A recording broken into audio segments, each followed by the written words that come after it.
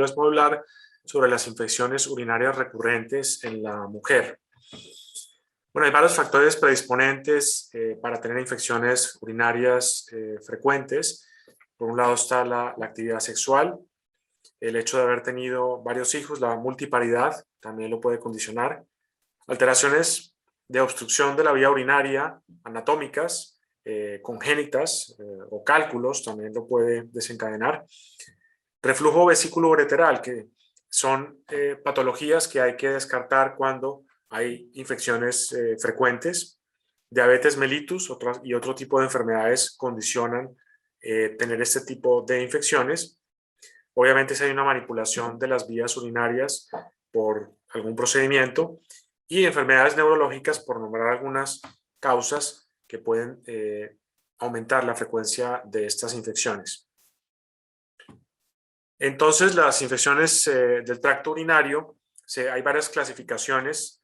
Hay una que las divide en dos categorías, una que son las que son en la parte inferior de las vías urinarias, son las uretritis y la cistitis, y las infecciones de la porción superior, ya sería la pielonefritis, en el caso del hombre, pues prostatitis, y ya más graves.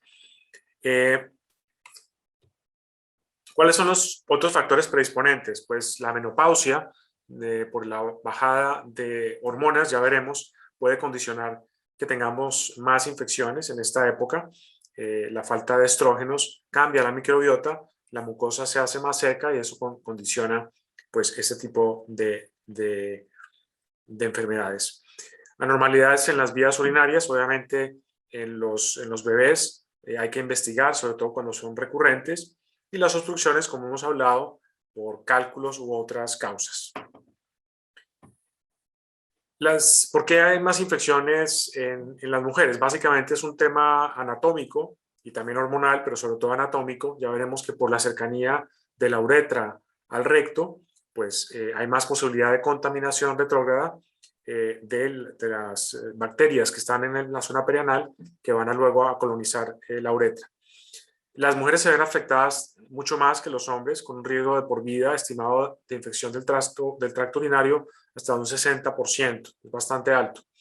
En mujeres premenopáusicas que estén sexualmente activas, por lo demás sanas, estas infecciones ocurren aproximadamente cada 2 años. Es para tener una noción de que es normal, si podemos decir normal, tener una infección urinaria, y cuando hablamos de una infección urinaria recurrente, en la cual sí tenemos que investigar otro tipo de causas más específicas, como las que hemos hablado anteriormente. La prevalencia, aproximadamente el 60% de las mujeres van a tener en algún momento de su vida una infección urinaria.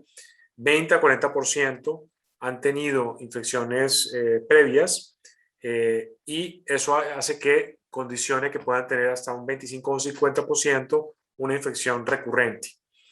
Es una enfermedad, las infecciones urinarias demandan una gran cantidad de gasto público. En Estados Unidos se habla de 2.000 millones de dólares en este caso, y ha aumentado por la resistencia a los antibióticos. En los últimos 20 años estas infecciones han ido en aumento y además con mayor resistencia. Los pacientes que ya han tenido infecciones urinarias tienen una adherencia terapéutica más baja a seguir el tratamiento pautado.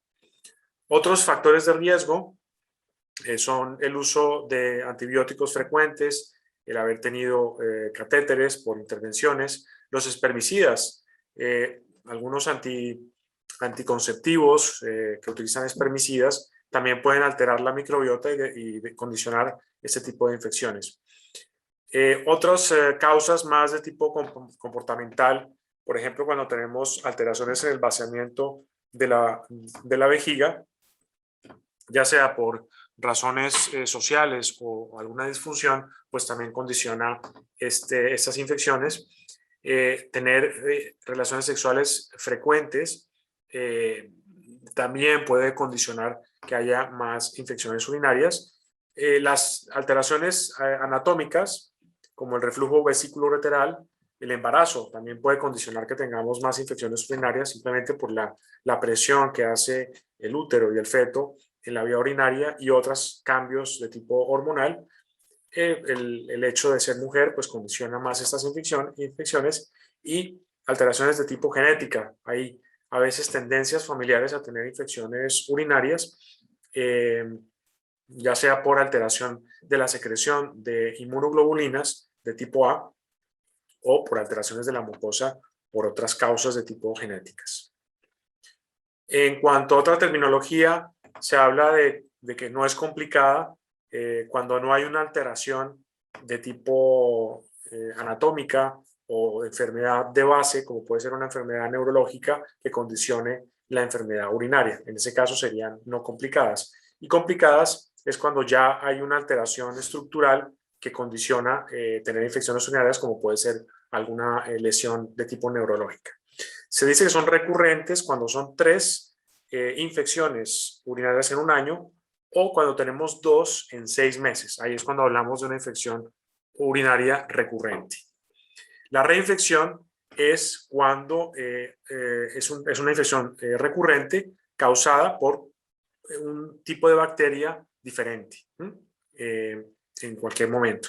Y el relapso, o cuando hay un relapso, es cuando tenemos una infección que es causada por el mismo patógeno dentro de las siguientes 2 semanas de haber tenido la terapia. Aquí ya esto lo hemos repasado, están las que son complicadas y las no complicadas. Recordemos las que no están complicadas, las infecciones urinarias no complicadas, no hay una alteración funcional importante o anatómica que condicione el que se presente. Bien, simplemente es para hacer énfasis en que hay factores biológicos, como por ejemplo de estados de diferentes épocas que condicionan esas infecciones, como la posmenopausia, o alteraciones, especialmente la diabetes, el aumento de azúcar, pues la puede, digamos, empeorar de forma importante.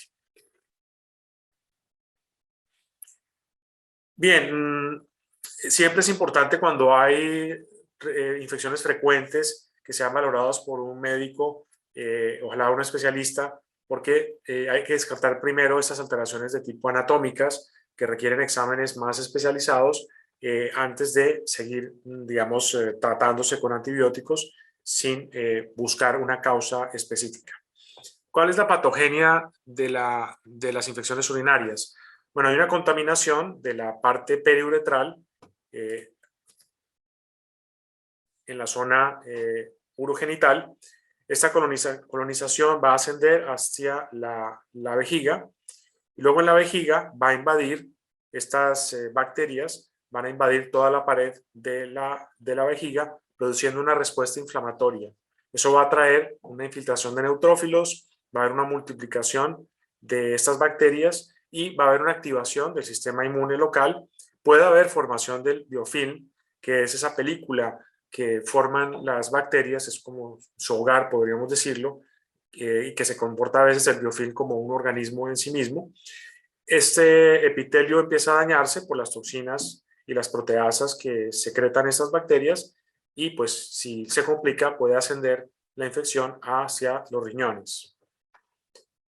Luego en ese ascenso a los riñones, pues estas bacterias pueden colonizar al riñón, hacer daño de los tejidos por las endotoxinas también que producen, y si no hay un tratamiento adecuado, pues puede haber una bacteriemia, es decir, esas bacterias van a migrar hacia la sangre, que esa sería una complicación grave de las infecciones urinarias.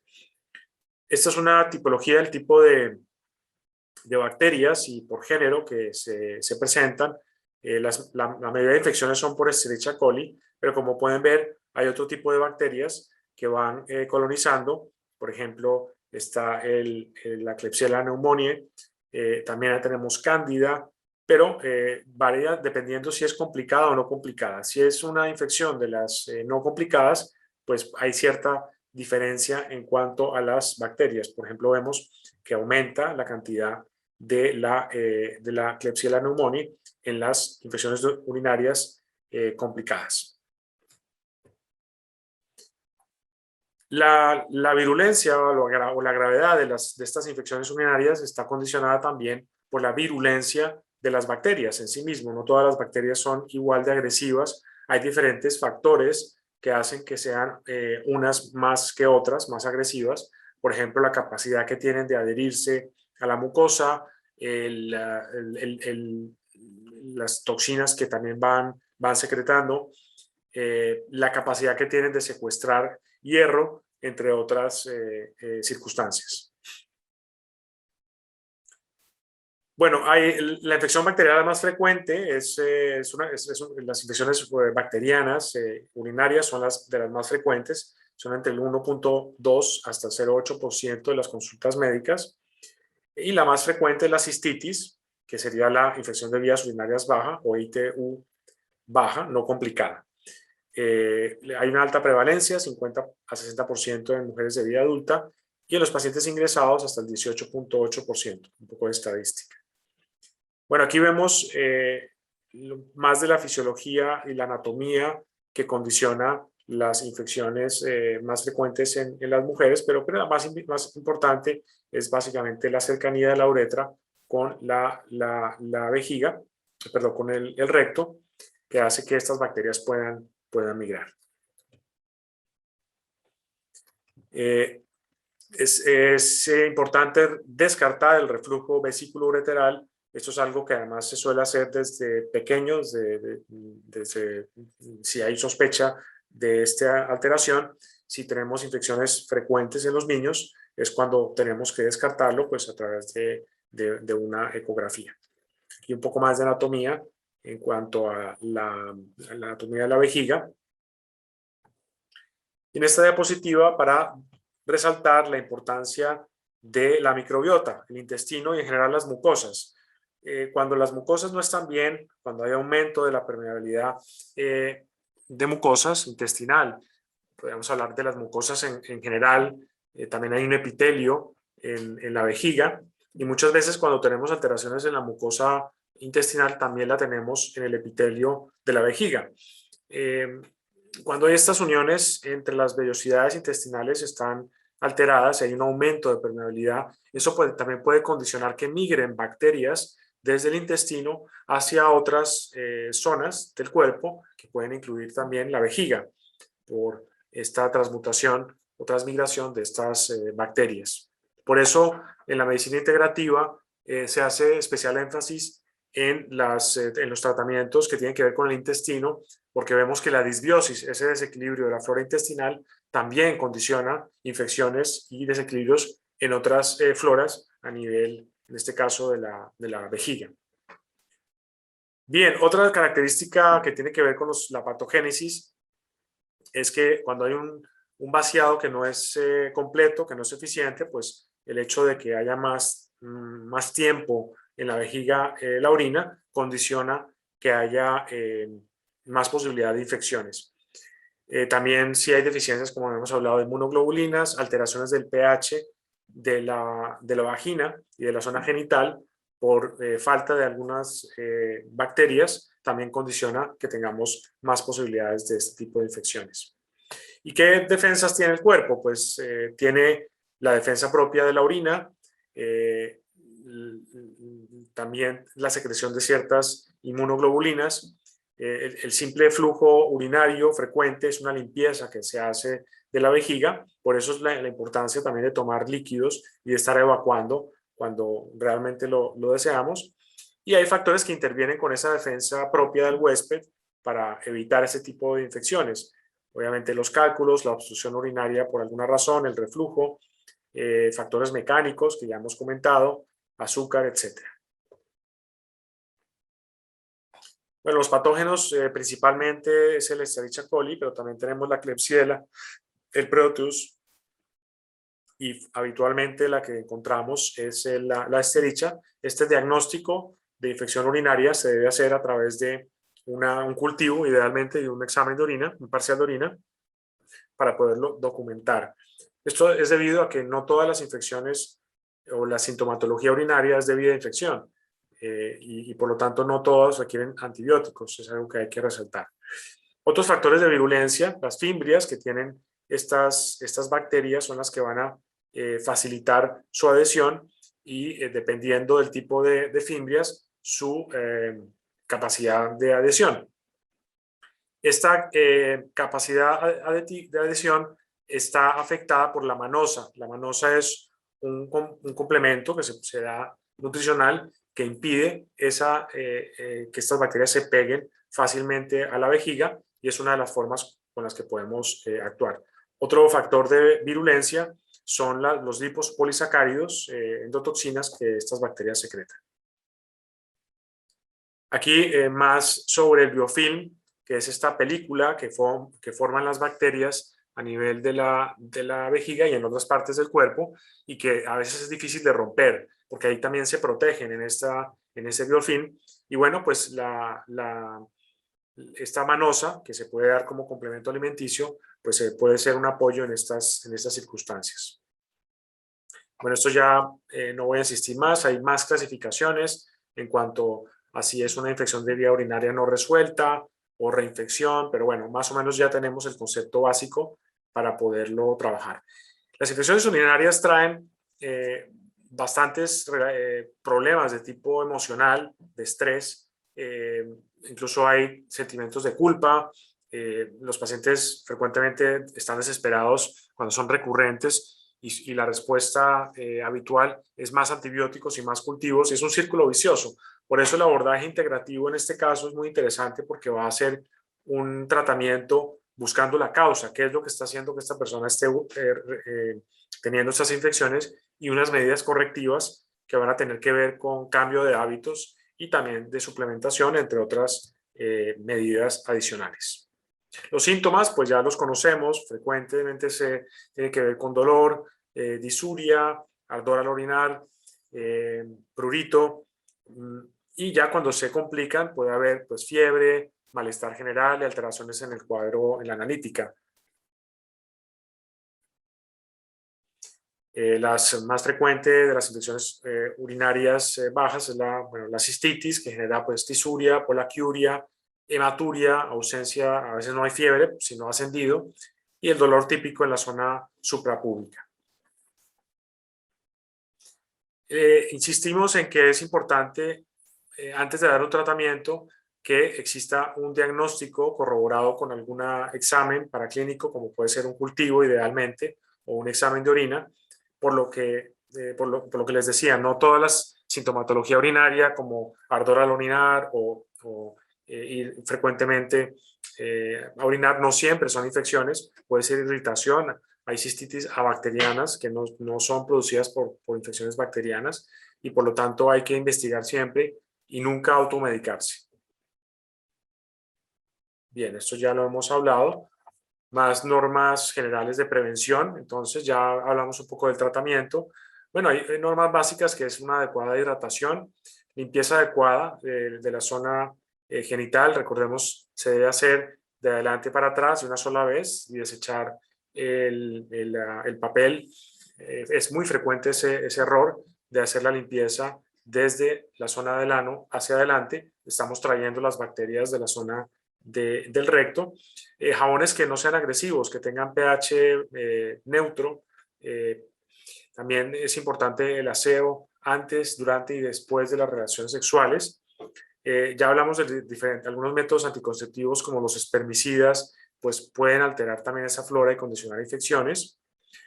El intestino, si tenemos estreñimiento, eso va a favorecer que estas bacterias de la materia fecal pues pasen por el estreñimiento más fácilmente hacia la zona vaginal, y por ende también a la uretra. También si tenemos una ropa que no es adecuada, muy apretada, puede condicionar eso. Y bueno, hay ayudas naturales. Ya empezamos a hablar de algunas ayudas de tipo de complementos alimenticios, como el arándano rojo. Ya veremos que no todos los arándanos son iguales. Tiene que ser un extracto de buena calidad, porque eso condiciona que realmente tenga un efecto terapéutico. Y en la posmenopausia, pues por la disminución de esta epitelio y del glicógeno a nivel de la zona genital y la resequedad, hay una disminución de los lactobacillus. Eso hace que se pierda la acidez de ese entorno y favorece la colonización por patógenos. Se incluso se comenta en medicina convencional la necesidad del uso de estrógenos a nivel de cremas en la zona vaginal. Esto tiene una respuesta importante. En algunas pacientes puede ser necesario, pero también tenemos opciones de apoyo dentro de la fitoterapia, los fitoestrógenos, que nos pueden ayudar en estos casos, como un apoyo hormonal natural para ayudar a reducir estas alteraciones derivadas de la menopausia que pueden condicionar más infecciones urinarias. Dentro de los cambios que se han recomendado a nivel convencional, pues se habla ya desde la medicina convencional del arándano rojo de 36 miligramos, uno que sea soluble y que tenga una buena concentración de principios activos, aumentar el consumo de agua, por lo menos 1,5 litros, evitar los espermicidas, lo que hemos hablado, y en algunas mujeres hay necesidad de hacer terapias del piso pélvico porque hay disminución o alteración, alteración en la evacuación a nivel urinario. Y bueno, aquí hablan de otras ayudas adicionales. En cuanto al arándano rojo, la dosis que se habla es de 36 miligramos, idealmente que sea soluble y que tenga una buena concentración de las prontocianidinas, que es el principio activo que se ha visto más relacionado con la inhibición de estas fimbrias, de estas bacterias, a la pared de la vejiga, por lo tanto, ayudando a disminuir esta situación. También incluso los zumos de arándano rojo pueden ser interesantes, pero tienen que ser zumos que tengan basados en extractos de arándano rojo, digamos que es lo que se ha visto más eficiente. Hay varios estudios clínicos randomizados donde se ha evaluado el tema del arándano. A veces hay resultados contradictorios. ¿Por qué? Porque no está estandarizado. Frecuentemente hay diferencias entre diferentes productos y cuando se hacen estudios, pues se encuentra que la eficacia no es igual. Entonces a veces dan resultados controvertidos, pero eso incluso se ha evaluado. Aquí se hizo un estudio de los diferentes suplementos y su capacidad de inhibir las bacterias y vemos que dependiendo del producto puede haber una diferencia bastante alta entre uno y otro en cuanto a su acción para evitar la adhesión bacteriana. Bueno, ya y hablando un poco más del arándano rojo, que es el que más se ha estudiado, bueno, pues es lo que les decía, a veces hay discrepancias en la evidencia, pero eso se debe principalmente a que no hay una estandarización de todos los productos y por eso es importante valorar muy bien el que vamos a tomar para que tenga eficacia. Bueno, el otro de los componentes que se utilizan en estos casos son los probióticos, especialmente la familia Lactobacillus, la D-manosa, como ya les he hablado, y otros suplementos herbarios o extractos herbarios, la berberina, el foscolin también se ha investigado, incluso el ácido hialurónico, la condroitina. Hay varias opciones de apoyo complementario de las cuales hablaremos más adelante. Dentro de las acciones que no son de tipo antimicrobianas, pues ya lo hemos hablado, fomentar que la mujer y el hombre también aplica, vaya a orinar con frecuencia, no retengan tanto tiempo la orina. Lo otro, las prácticas de higiene, el vaciamiento urinario antes y después de tener relaciones sexuales, también pues las duchas y el uso de tampones, entre otros. Y el consumo de agua o de líquidos, ojalá no debe ser menos de 1,5 litros al día. Esto es lo que ya habíamos comentado de los espermicidas. Y bueno, pues los estrógenos realmente en algunos casos son necesarios a nivel local para mejorar los síntomas y disminuir la posibilidad de mujeres que están en estado de menopausia con alteraciones a ese nivel. Pero como les decía, los fitoestrógenos pueden ser utilizados para ese fin. Hay muchos, está el trébol rojo, está el wild yam, tenemos la salvia incluso, la simicifuga, habría muchas posibilidades. Y en este artículo comentan que definitivamente la resistencia de antibióticos ha condicionado este aumento de las infecciones urinarias por el abuso y también la dieta industrializada, que está haciendo que la microbiota, las bacterias intestinales, no sea variada. Todos esos aspectos están condicionando pues más infecciones urinarias. Las bacterias que más se han visto de mujeres que no tienen infecciones urinarias son las que comprenden los lactobacillus. Los que tienen una buena cantidad de lactobacillus a nivel urogenital tienen menos posibilidades de tener infecciones urinarias. Y del 80 al 90% de estos lactobacillus pues producen el peróxido de hidrógeno, que hace que pues tenga un efecto bactericida, además de que van a disminuir el pH, haciéndolo más ácido. Se atribuye principalmente a Lactobacillus crispatus y Lactobacillus jenseni, pero no son los únicos que están en este proceso. Bien, en la menopausia entonces vemos cómo hay una alteración de este epitelio a nivel, pues en este caso es más, lo que estamos viendo es más a nivel vaginal, que eso va a condicionar pues que haya más posibilidades de infecciones. Vemos cómo cuando tenemos en diferentes épocas de la vida de la mujer, va cambiando este epitelio, y ya en la menopausia hay una caída importante de esta mucosa y de este epitelio, que es lo que nos va a ayudar a evitar estas infecciones.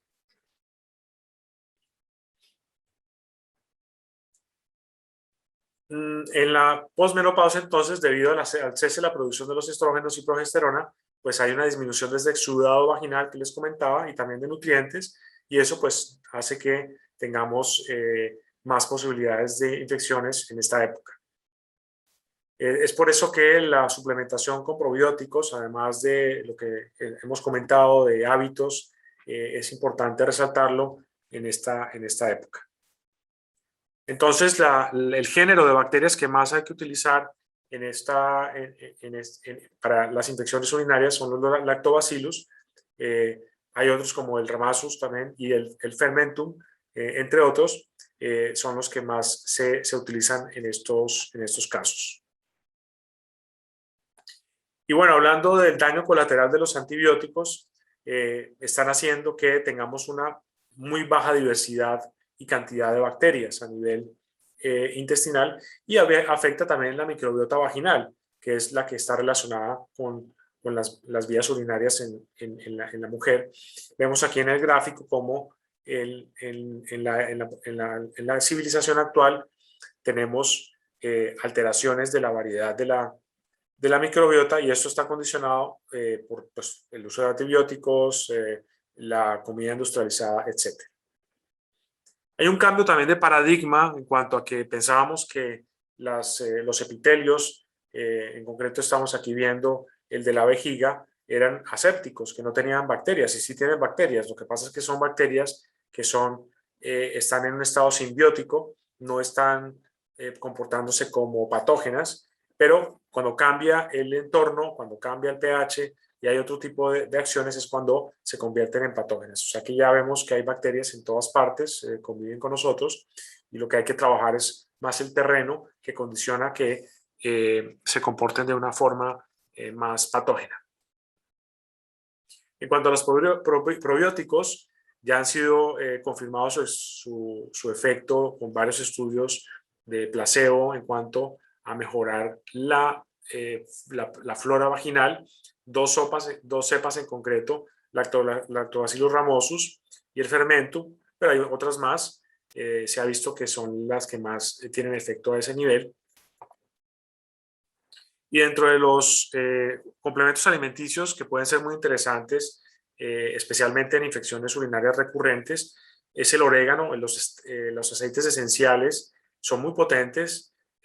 Hay varias experiencias en la clínica en ese sentido, de mujeres que han estado buscando opciones en un sitio y otro, desesperadas muchas veces, y cuando conocen el orégano y otros aceites esenciales, además de hacer cambios en aspectos nutricionales, etcétera, hacer un tratamiento integral, pues los resultados son excelentes, son muy buenos, pero siempre hay que buscar la causa, porque no podemos utilizar también los complementos de forma paliativa, es decir, infección urinaria, orégano. Vale, pues hay que ir más allá porque, como vemos, hay otras causas y puede variar entre una paciente y otra.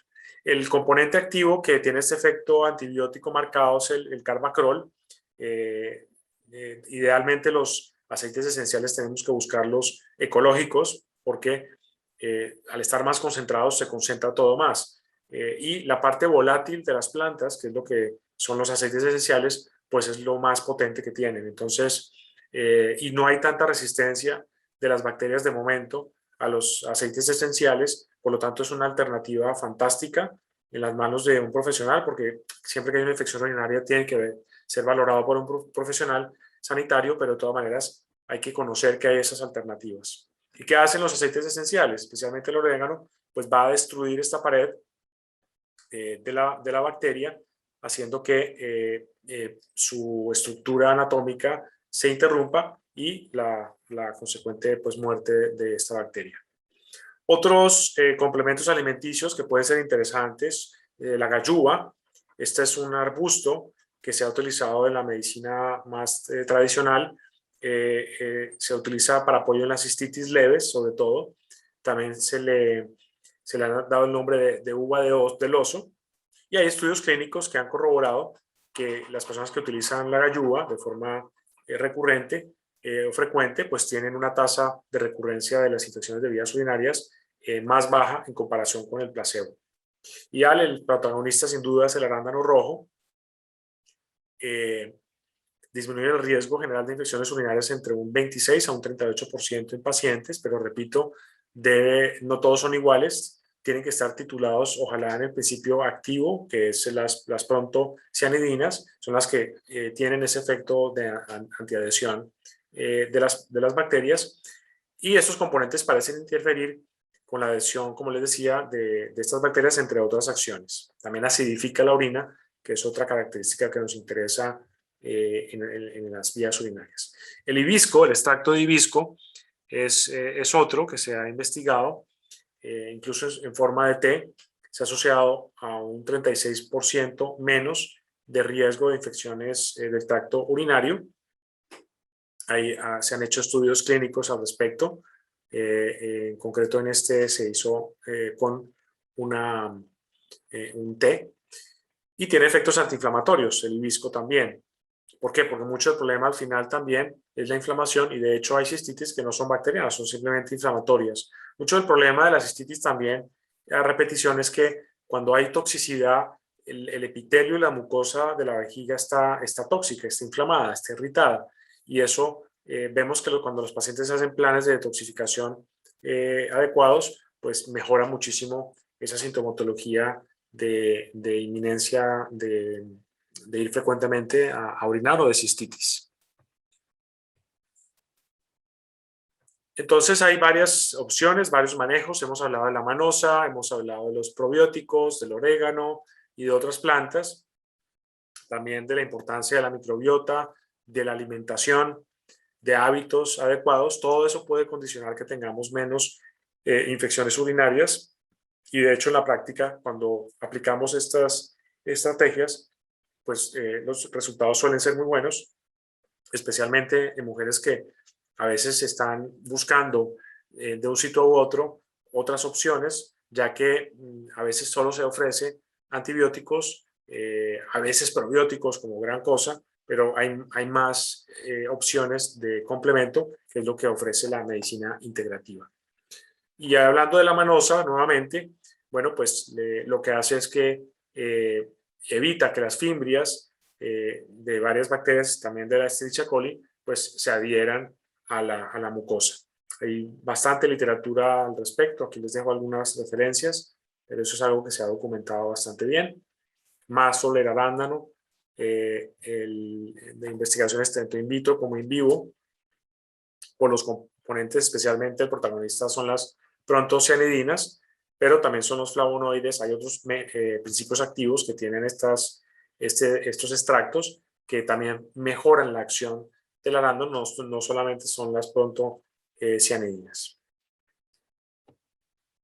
Aquí más sobre el arándano rojo, en esta publicación que además es de Cochrane, bueno, hacen esa reflexión en cuanto a la diferencia en los resultados, pero sí comentan que hay evidencia, incluso del jugo de arándano, que puede disminuir la cantidad de infecciones urinarias sintomáticas. Esto en investigaciones que se han hecho de 12 meses, en particular con mujeres que tienen infecciones urinarias recurrentes. Hay que tener en cuenta que estos zumos de arándano debe ser de extracto de arándano, no sirve cualquier zumo. Hay muchos zumos que están en el mercado que están llenos de fructosa y que creo que hacen más daño que bien, pero hay otros que sí están bien y que se pueden buscar para este fin.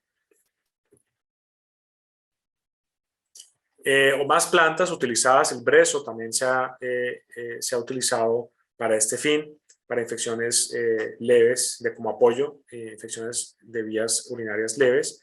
Ya de la galluva hemos hablado. El eucalipto también tiene un efecto antiséptico, la cola de caballo, un efecto diurético, entre otras opciones. Y para mí el protagonista en la fitoterapia en este caso son los aceites esenciales. Quizás me inclino al orégano, pero no es el único. Hay otros. Aquí hay un estudio sobre el efecto de los aceites esenciales para la Escherichia coli, que es la que más afecta. Esto se ha hecho con discos de antibiogramas. De hecho, hay laboratorios donde se hacen esas pruebas. Se ensayan diferentes aceites esenciales y se mira cuáles son efectivos, y muchas veces son más efectivos que antibióticos de amplio espectro por la resistencia que ya hemos hablado. Y por último, y no por eso menos importante, el ozono. El ozono como medida de apoyo en estos pacientes es fantástico, aplicado como con suero ozonizado o agua ozonizada, eso sí, por un profesional entrenado, es un profesional sanitario a nivel de la vejiga. Es una opción excelente. Y hay otras vías de aplicación de ozono, pero una de las más efectivas puede ser esa, la aplicación de suero ozonizado en la vejiga. Tiene varios efectos, un efecto antiséptico local, pero también de regeneración de ese tejido por la acción hormética que tiene el ozono en dosis adecuadas. Bueno, muchas gracias por su atención y espero que sigan disfrutando de este maravilloso congreso.